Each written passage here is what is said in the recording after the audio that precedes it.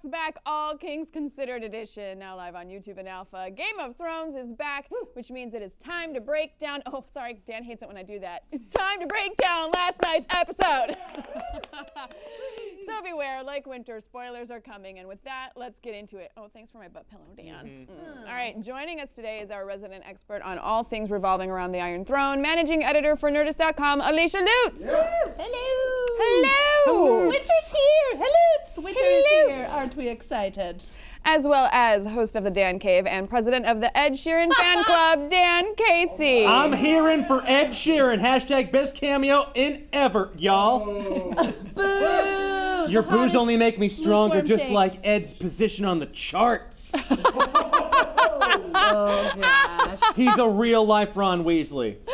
That's true. And finally, Nerdist news writer Joan Ford, who has thankfully just been taken off Arya Stark's kill list. Yay, Joan! Congrats! You get to stay with. I just shit talk King's Landing, and she's like, I like you. Yeah, That works. that's all it takes, really. Yeah. All right, so without getting into specifics, what did you guys think about last night's episode? Although I don't know how you cannot get into specifics What do you about mean? this. We're Let me just start this We're off gonna with spoil it, just like don't get into the spoilers. specifics that we're gonna talk about. Yeah. Just Okay. overall. Yeah, overall impressions. Yeah. Okay. If I had to wager a guess completely unprompted by a producer off screen. Whatever. Just be prepared, everybody watching this, that there might be some slip-ups. This is potential spoiler territory. You have been warned. Okay. I will say I liked it a lot more than the past couple seasons premieres because it felt like a lot of stuff was already in motion, and what a cold open. I know we're gonna get into that in a little bit, but yeah. I really dug this episode. Sweet. Yeah, it felt like a one of the standard issue first episode where it's like, let's remind everybody where all the pieces are. Like, I think it's outside of the cold open, the most memorable set piece involved cleaning bedpans. Yes. Oh, we'll get there. Yeah. There was three moments for me that were really the distinctive, emotional hits, but then everything else was kind of filler. Yeah. Yeah, I kind of agree with Joan. I think it was really good, but the pacing felt so different to me in this episode than a lot of the other episodes, and also the structure of it. You know, we're so beyond the books. This is really Dan and Dave's. Dan fiction. Dan fiction. This is Dan and Dave's story, and they're very protective of it, and they're very possessive of telling this version of their story, which we know will probably ultimately be slightly different than what George R. R. Martin does. So I enjoyed it, and I loved the end too. But we'll get there too. So. All right, so with that said, let's get into it now. Let's start with the Starks, specifically Arya Stark and that cold open, which we were just kind of hinting at, where she effectively wiped out the entire Frey bloodline. Yes! It was. Yeah. What a kick-ass performance by Argus Filch, who has a real name that I refuse to learn. John Bradley. Yeah, I was close. There you go. It was. What a great way to start the season. I mean, what a solid move. What did you guys think of Arya's magical murdery tour? Nice. Nice. She has that Mission Impossible mask machine going strong. Yes! Oh my God, Mission Impossible Yeah. 2. Can we just point out that the fact that the poll was actually even better than the movies? Yeah. They're really invested in that. Even the hair was back up, and so the whole thing. When I was at the premiere, full on brag, everyone lost their fucking minds once Arya unveiled herself. Everyone was on the edge of their seats, clapping and screaming. We were all so pumped. I didn't fully realize it at first because I'm a chronic overthinker, and I'm like, but he's dead. Is this a flashback? Why is he talking? I thought it was a flashback at first too. Oh no, she's gonna full murder everyone. It was great, and it's great to see her take on the Stoneheart stuff that's really satisfying from the book without turning Arya into a full-on Lady Stoneheart who's just pure vengeance and has no care for humanity. Which I like that she left the girls alive. She kept them blameless. They're just kind of victims the same way she is. So I like that aspect, and I think that's how they kind of keep that humanity in check a little bit. And then later on with, which we'll get into in a minute, with the group of dudes from King's Landing. You guys? I'm assuming we're going to see a lot more moments like this, moving forward, where it's just all right, plot thread we don't need anymore, and goodbye. Yeah, Arya's just murdering every loose thread. Yes, but I Wrapping it up. it was the most badass way to do that. If you gotta just pull those threads, let this be the way you do it. Yeah, totally. As soon as Walder Frey came on screen, I said, "That's Arya" out loud, and then it happened, and I was still like, Yes! Oh my God, yes! I don't know. It's just so smoothly done. It was such a great reveal and a great, wrapping up loose threads, but also a terrific mic drop moment for the series to kick things off. And it also, you see some ramification throughout the episode later on when talking about, well, look, someone just straight up murked all the phrase, we need new allies. Yeah. I thought that actually sparked a more interesting new plot line between Jaime and Cersei. For sure. And I also like the fact, too, that it just finally, the good guys get one, you know? Yeah. Like, it scratches that desire, that itch, that desire to, God, while a lovely show, it can get real depressing, and it's nice to just see. One depressing thing. It's nice to just see the good guys get their chance. All right, so also we have and this was kind of what I was mentioning before, the Ed Sheeran cameo. Did that take you out of the story? Yes. Don't know I didn't know who it was either, so it did not bother me at all. I was like, that dude seems awfully clean to be sitting out in the woods. Everybody I was with was losing their mind, and I'm like, who is this? What's the character from the point? book? Is this another Bolton I don't know about? No, it definitely. He's head boy. Yeah. He is head boy. Oh, he tries so hard. No, it took me out a little bit because it was so long and it went on for he had lines. None of the other musicians that are on the show ever have lines. They sing their little song, which the song was really great. And we should talk about that in a second. Well, no, because we're talking about that on Talks Back today. On Nerdist News. Yeah, so you guys will talk about that later on Nerdist News. But it was a very sweet thing that Dave and Dan did for Maisie Williams as a surprise for her birthday. They've been trying to get her on the show.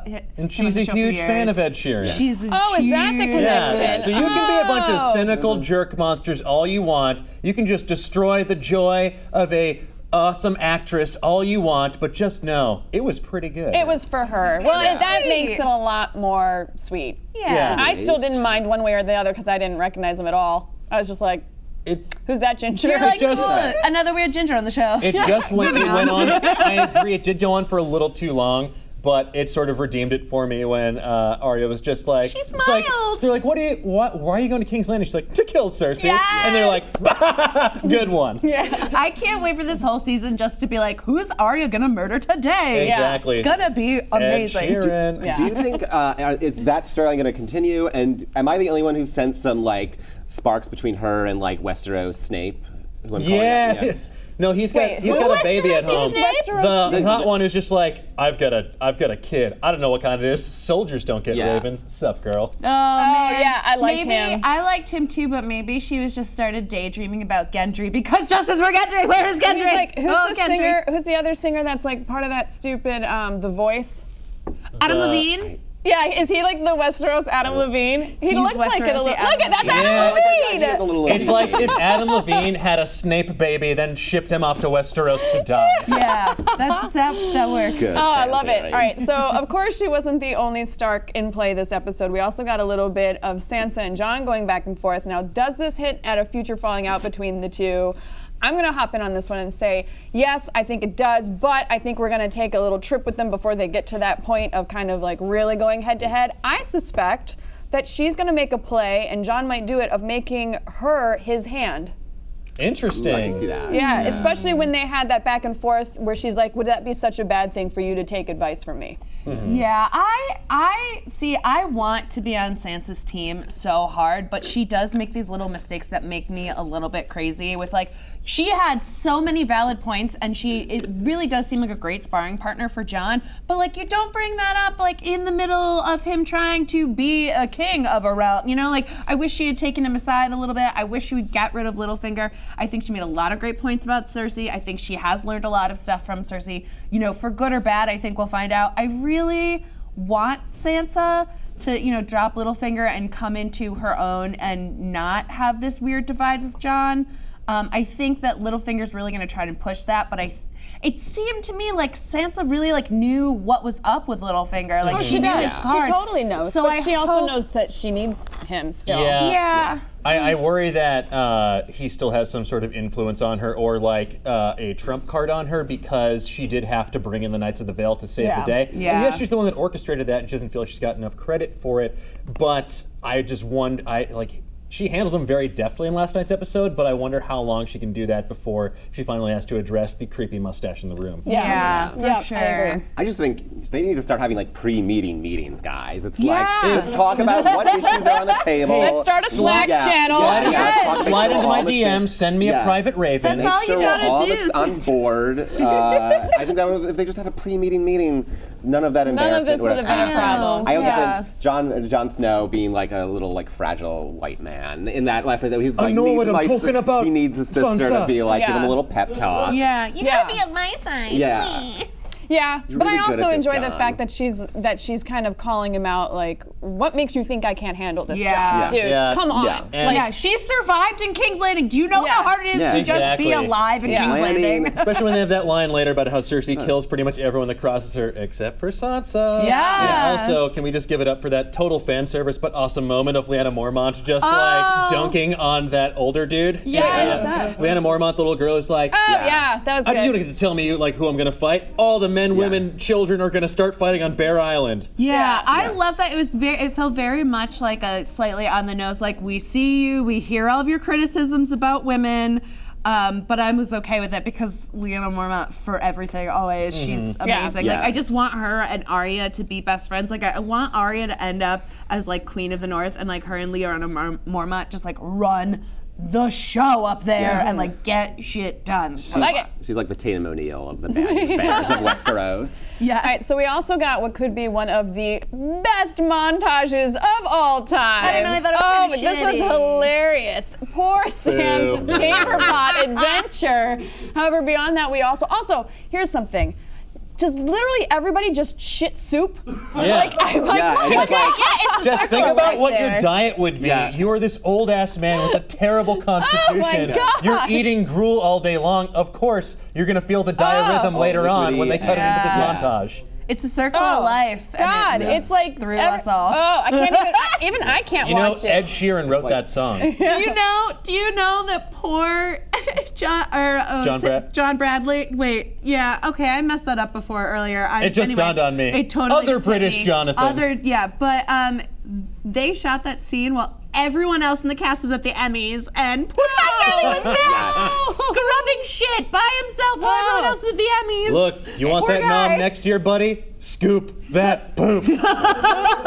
Poop soup, y'all. All right, so however, beyond Sam's chamber pot adventure, we also found out that Dany's new castle is sitting on a ton of dragon glass. And by new castle, I mean new old castle. Yeah. So how do we see this playing out with Jon and Dany? I'm also going to jump in here and say, I think they're going to bang, and then they're going to fight, and then they're going to bang some more. From dat ass to dat glass? And find out they're related somewhere in the middle. Oh, no! Honestly, yes. I'm cool with it.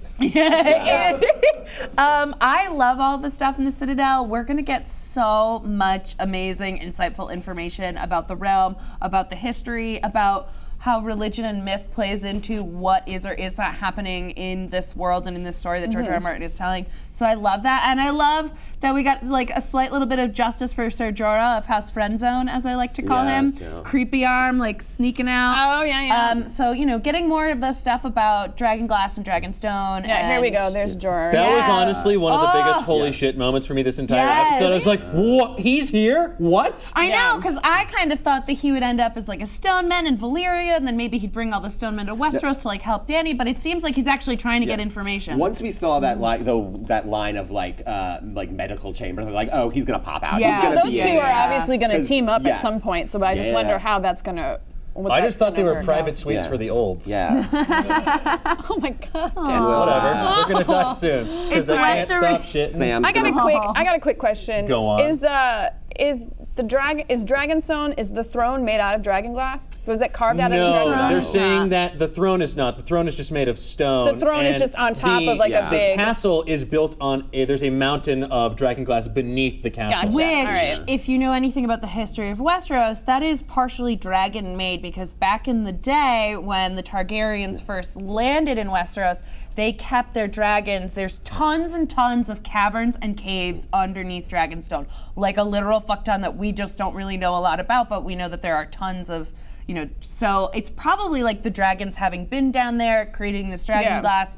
Jon's definitely going to show up and be like, yo, I know you have a ton of dragon glass. Here's the deal. There is a Night King. Like, let me help you help the realm, and let's get this together. It's me, your cousin. Right. So next up, we've got, like we were kind of talking about before, Dany makes landfall on Westeros, specifically Dragonstone, the place of her birth. Do you think that moment was handled well, considering how much time we've been leading up to this? I thought it was beautiful. Yes, just like nice letting and it subtle. Yeah, not having to say anything, just letting it like that moment sit where she touches sand, and like actually letting it like seeing her like feel the grains of salt in her hand was like beautiful and gorgeous, and said more than any words ever could have. Yeah, no words would have satisfied anyone, I think, in that moment, except for that "shall we begin" at the end. All these characters who are so verbose normally and just like so quick to chime in with a quip or like advice or something, they all understood the gravity of the moment, and that really amplified it for us at home. The moment where like what's his Grey Worm? Grey Worm is like about to go up with her to the throne, and she's like, no, this now. is not your moment. Dude. This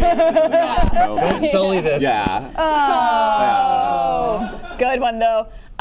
This is not one of the questions that we prepared, but I noticed in the beginning with the map there was an Old Town. Yes. What's Old Town? That's Old Town is where the Citadel That's is. the Citadel? And, Okay. It is like part of the Martell, Tyrell. That's part of Tyrell's? Yes, Well, the Tyrell Holdings. right. Yeah, and they sort of do their own thing. It's very much run by the Citadel and the Archmaesters. It is it's the Am I crazy? biggest Did they have city that? in Westeros. Did they have that in the maps from the previous seasons? We saw it once last year when Sam was on his way to Old Town. But that was it. But that was it. That's where like they're from. Like Highgarden, I think, is the capital. Yeah, And in Old that Town is section like of it's like the New York. Gotcha. Of Yeah. Westeros. It's the Big Apple of Westeros. It's the biggest, Yeah. oldest city in Westeros. It's bigger than King's Landing.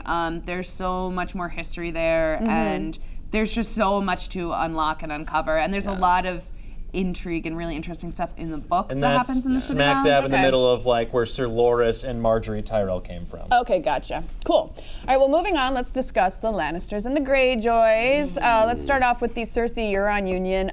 Euron kind of did it for me. Oh my God! What Euron can't get it. Euron, I'm on board, man. What gift is Euron coming back with to Cersei, do you think? Tyrion. That's Yes, for Tyrion. sure. Yeah. For Tyrion. sure, it's Tyrion. I think that he's gonna go to Dragonstone. I think that's when he's going to kidnap Yara and Theon and try and figure out where Tyrion is, and kind of use the Ironborn fleet as like a red herring. Like use it to distract them so that there's a battle between Dany and the Iron Fleet, but then he's really just going to grab Tyrion. So that's my thought. I'm all about that Euron. Looked like he went to theater camp between seasons. Oh yeah. I'm happy for him. He does look like he's about Fast to. in the show. yeah. He was the best part of that He movie. looks like he's about to start Yeah, he's quoting some he's the guy that chills with the dogs. Shakespeare. Yeah, he looks like Mad King Bono, and I'm like super okay with it. I'm, I'm cool with all this. He's like the guy, he's like the one hot guy at the Ren Fest that I'm like maybe behind a tent sometime. Yeah, maybe. He looks- Yeah.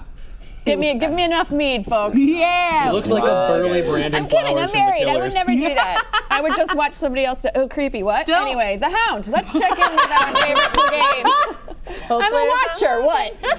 All right. So has the Hound found his humanity? I think so, y'all. Absolutely, that was such a great moment and It was like so great way to sad. show character development. Like you saw that in the preview of the episode. You had the flashback to that farmer and his daughter that they just basically robbed and left for. Like, you're like, look, winter's coming for everyone. But then he sees the ramifications of that. They died huddling together. The dad killed the daughter so she wouldn't have to suffer. Then killed himself or bled out. Like it was brutal. And like Rory McCann is delivering a fantastic performance this season. He's always great, but I thought that scene in particular, he was excellent. Yeah, I think it was a really interesting moment because for so long, I think the Hound he hates to be proven right about people and situations, and this was definitely one of those moments where I think it really broke his heart to be like, I told Arya, like, they're not going to survive the winter, and here we are showing up, and yep, they're super dead. And I think that it's been really interesting to see that development. I so wish we could have seen what he was seeing in the fire. Like, it drove me crazy. I know. That was a little weird. I'm sure that They it spent has all to their do with money on those CGI. dragons. Yeah,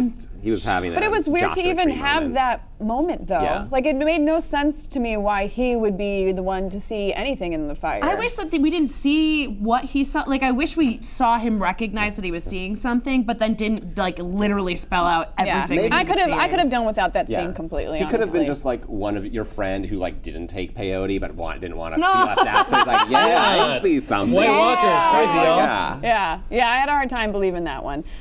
Did you like the man bun call out? Ooh, top notch. I loved Top Knot. Owned, Kyle. Owned. Yeah, So too relevant to like We were modern saying- times. Yeah. It's one of those jokes where like when We were saying earlier, he's the Selena Kyle of Westeros. Like those.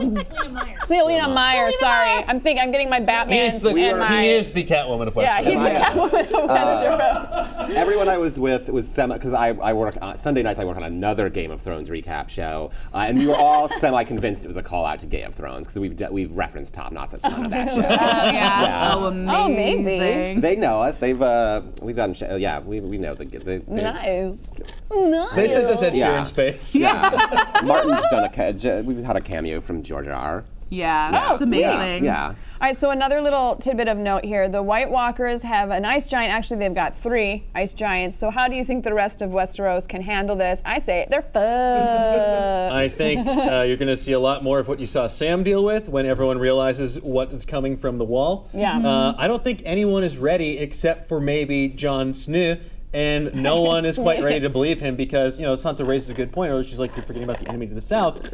But there is also this horrifying army of the dead that includes I mean, look at big-ass that. giants. Yeah, they're unstoppable. I mean, they're gonna just muck so much shit up across the realm before anyone's Everybody's like, maybe that like whiny boy with the curly hair from the north was right about a thing. Maybe Jon Snow. it, but I told you so. Jon Snow's like, I know one thing, and it's White Walkers are coming. Like, that's it. He's a simple man. Yeah, he know? is. Oh. He's very focused. Jim Broadbent believes in them too. Yeah. Oh, Jim Broadbent Broadbent. was great. Yeah. We're gonna get apparently one major scene with him every episode, according to an interview that Jim Broadbent did, where he Really? probably said too much. Yeah, sure. But LOL. He's part of that cater of like crotchety, like older British actors who's like, I don't care, like Ian McShane. yeah, nothing They're is like- as bad as Michelle Clapton spoiling the like crossovers of like who's gonna actually meet this season, which she did in an Uprocks interview. If you want to know who's like actually gonna meet up this season, Michelle Clapton totally spoiled it. Well, don't look I at won't that do then. it here, Yeah. but you can also probably. Well, speaking of guess. that, that's actually a good segue into a teaser for next week's episode. So let's take a quick look at that. Ooh, Speaking- yes. A Targaryen cannot be trusted. The Mad King's daughter will destroy the realm. We have an army, a fleet, and 3 dragons. We should hit King's Landing now.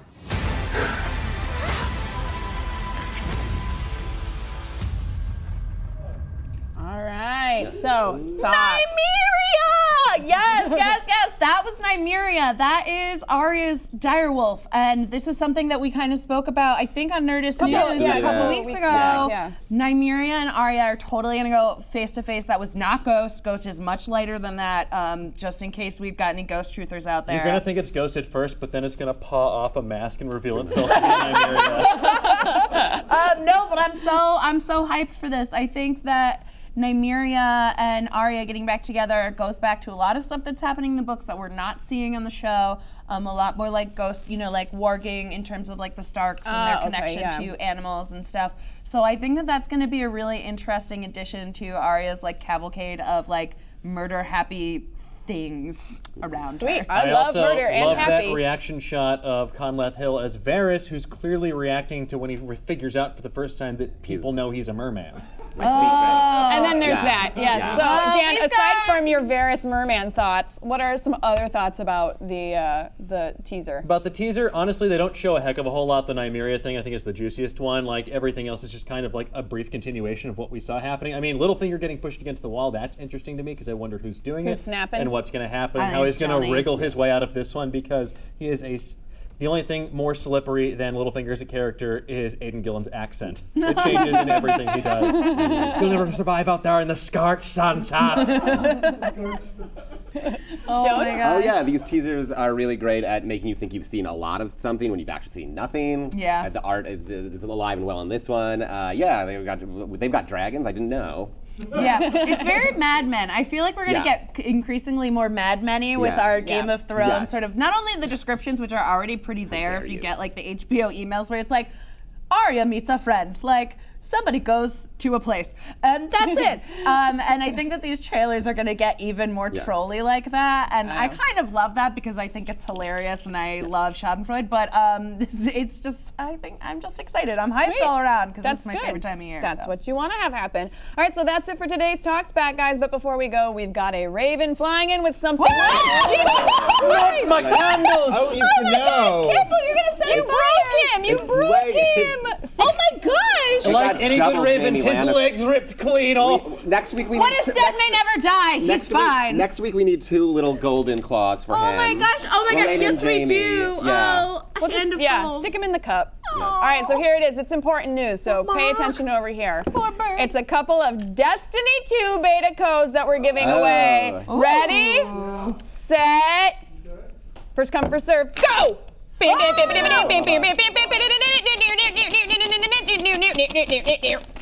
Got it? Hope you know how the pause button works because you need it. If only Cersei had sent Jon Snow some Destiny cards. Oh man. Woo! Oh. All right, so be sure to watch today's Nerdist News because we're breaking down the hidden meaning behind Ed Sheeran's cameo. Be sure to tune in tomorrow because we've got a supersized special episode of Talks Back when Dan Harmon, Justin Roiland, and Chris Parnell of Rick and Morty will be joining us live. Yes! That's gonna be so much fun, Mr. Poopy Butthole. So we will see you guys tomorrow for an all-new Talks Back at 1 p.m. PST live on YouTube and Alpha. Bye! Dun, dun, dun, dun, dun.